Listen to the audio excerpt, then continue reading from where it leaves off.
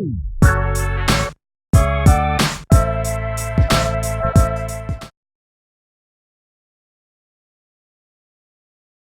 this video, I'll tell you all about tariffs.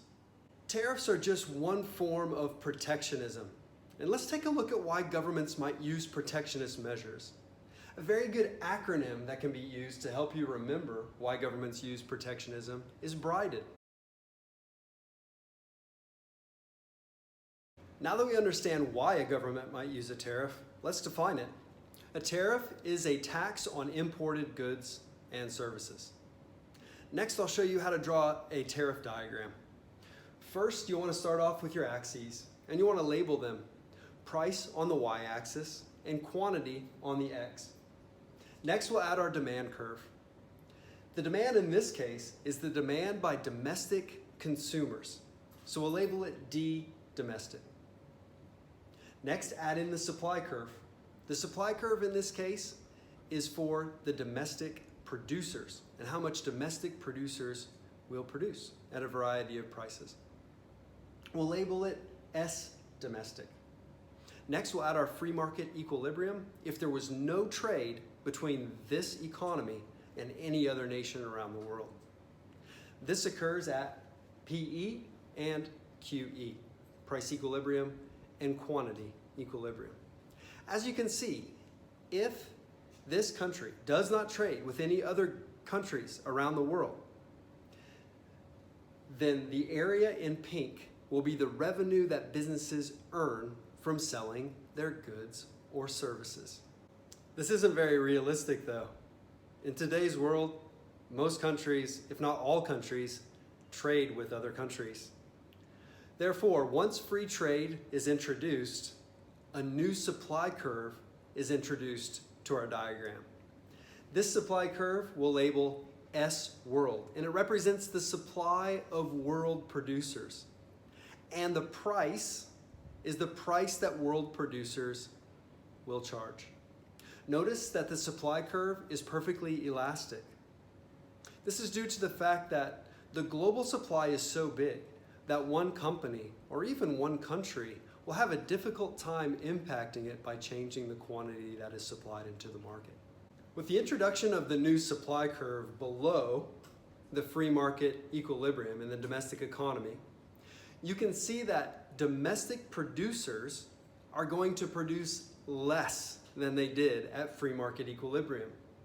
This can be seen by the fact that Q1 is less than QE. Also, you can see that domestic consumers are wanting to demand more at this new lower price offered by world producers.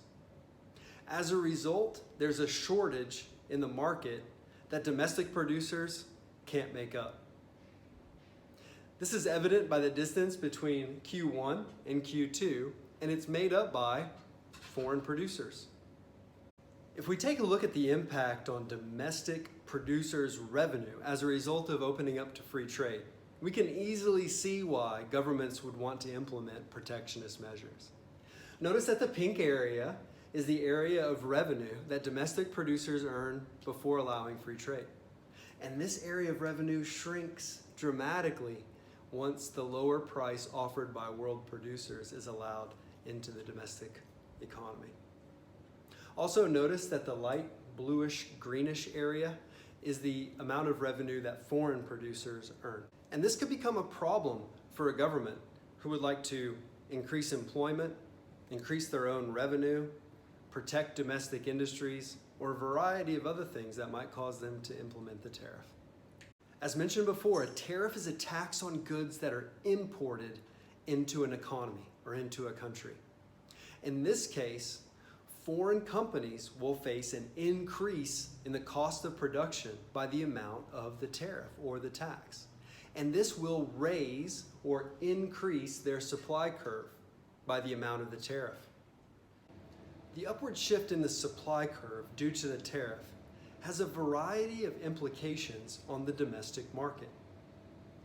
First, domestic producers will now be able to supply more into the market at the higher price. This can be seen by the fact that they are now producing at Q3. Foreign producers, however, will have the amount that they supply into the market reduced.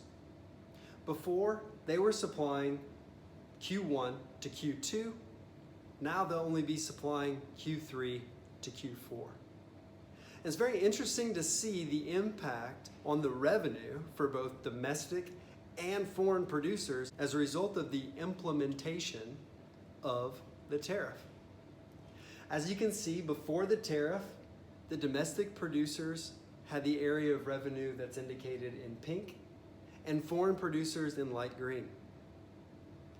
After the tariff, you can see that there's an increase in the revenue for the domestic producers and a decrease in revenue for foreign producers. And this is exactly why the government would put this type of protectionist measure into place. The area above price world but below the tariff in between Q3 and Q4 becomes the government's tariff or tax revenue. This is indicated in yellow on our diagram. The welfare loss exists for two very different reasons. The triangle on the right represents the fact that there is less being produced and consumed in the market after the tariff compared to before the tariff. And the welfare loss on the left represents the fact that domestic consumers pay an increased price. I created some practice questions, and I'm including the link in the description below.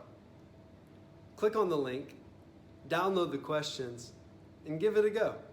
Hopefully you do well. The answer sheet is also linked in the description. I hope this has been helpful for you.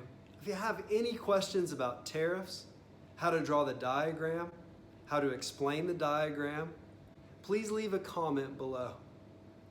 Thanks again for watching, and thanks for helping make economics great again.